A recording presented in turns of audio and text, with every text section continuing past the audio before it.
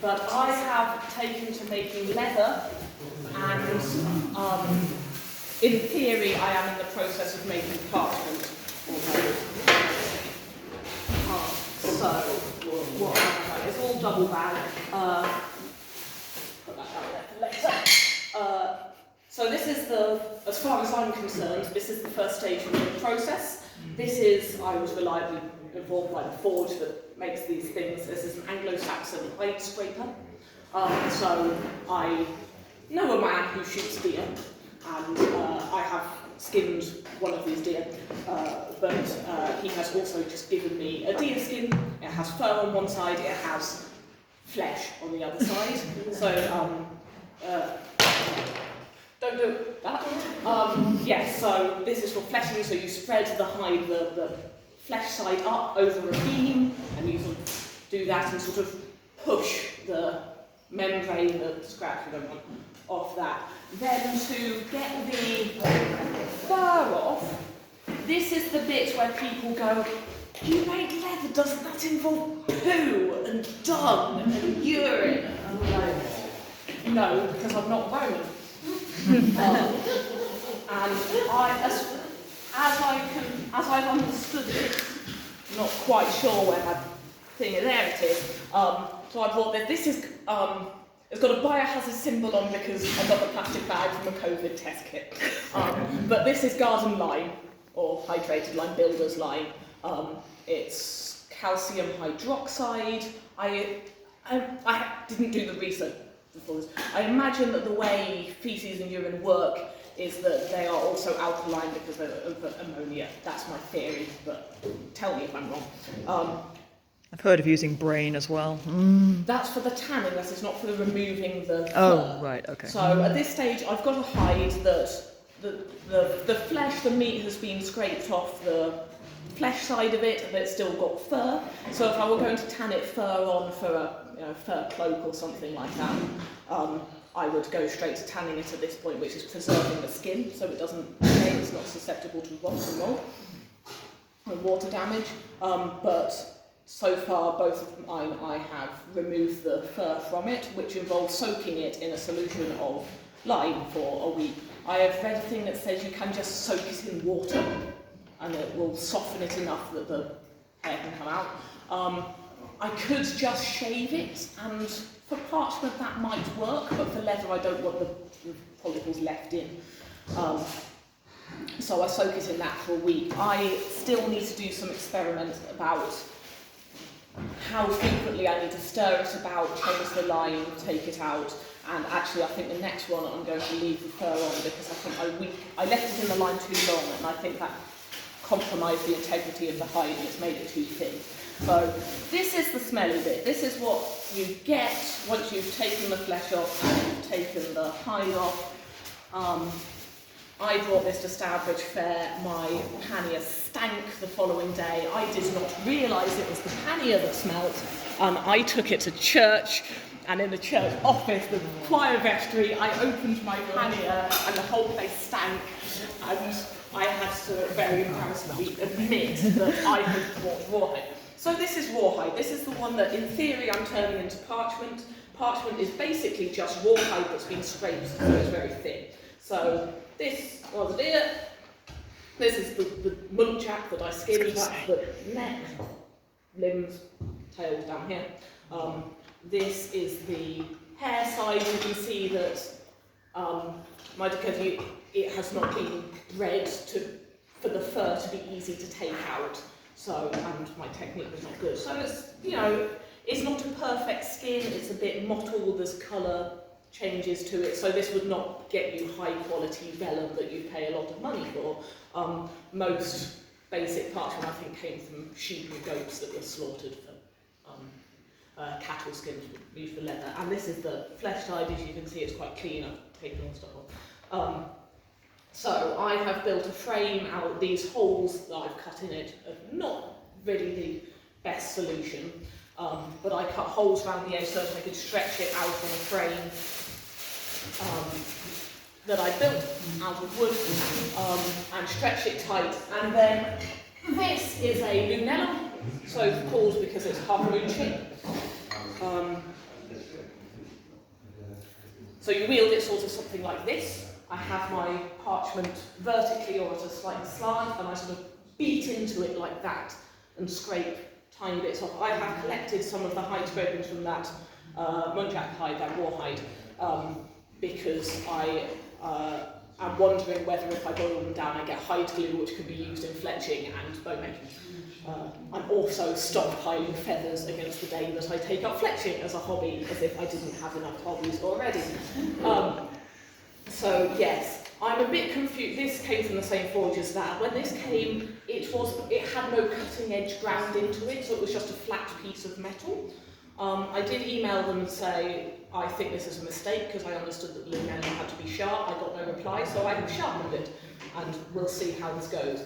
But that muntjac hide currently is rawhide, that is to say I've taken the fur off, I've taken the flesh off, and other than that it's not been treated, so dogs could eat that. And parchment is essentially rawhide that's been scraped till it's thin, sanded down till it's smooth, and then you also rub chalk into it. So I've got calcium carbonate, I bought, apparently it was sold as livestock mineral supplement. So I've got a bag of calcium carbonate that I will, if I do go through and turn that into parchment, I'll sand it down and rub that into it to make it white, and to mean the ink doesn't run, so it means that when you write onto it with ink, it forms a letter rather than bleeds across the material. If you want to turn your rawhide into leather, then you need, well, there's two means. So there's bark tanning / vegetable tanning, and whether there is a difference or they're all the same thing is a matter of contention. Or there is brain tanning. So you use the brains from the animal that you've got, the skin you've got. There is a wisdom that an animal's brain is enough to tan its own hide. So that's the quantity you need, that's the ratio you need. So one cow's brain will do a cow hide, deer brain. I didn't have the deer brain. So I have been using bark tanning, which traditionally in this country would be oak bark.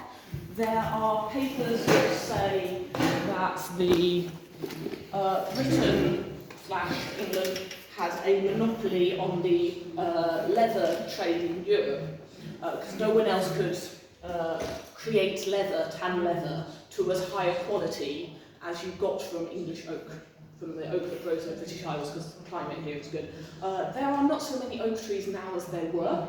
There are Irish governmental papers from the 18th century saying, we don't have enough oak trees, we need to find alternatives. So what? So they have a whole compendium of other vegetable matter that you can use. So unripe fruit, bark, maybe roots. Leaves are not so good, they don't have many tannins, but you want tannic acid or tannins to preserve it. This is willow bark. Conveniently, a willow tree was chopped down near me and the wood was just left free for anyone to take, and I said, I don't care about the wood, can I have the bark? So I filled my pannier on several trips with bark and stockpiled it, boiled it down. Soaking it in water ought to work. It didn't, I got impatient. You extract a lot more tannin. So traditionally you'd have a big pit, you'd get all your cowhides, you'd throw one down in the pit, you put a layer of bark, you put another cowhide on, you throw a layer of bark, you put another cowhide on, you throw a layer of bark, you pour several barrows of water over it and just leave it to soak. I live in a small flat in Cambridge. I boiled up some chunks of bark, I took the inner layer of wood out. That also has tannins in, not so much, but it still works. Boiled that up, and then I have a bucket. I just left my rawhides to soak in a bucket. I did not bring that stage with me today. These were my first attempts. So I dried it out, I just spread it on the chopping board in my kitchen and let it dry. So this is quite brittle, you can sort of, you might be able to hear it crackling. So it's important to keep working it as it dries. This is sort of quite dry anyway.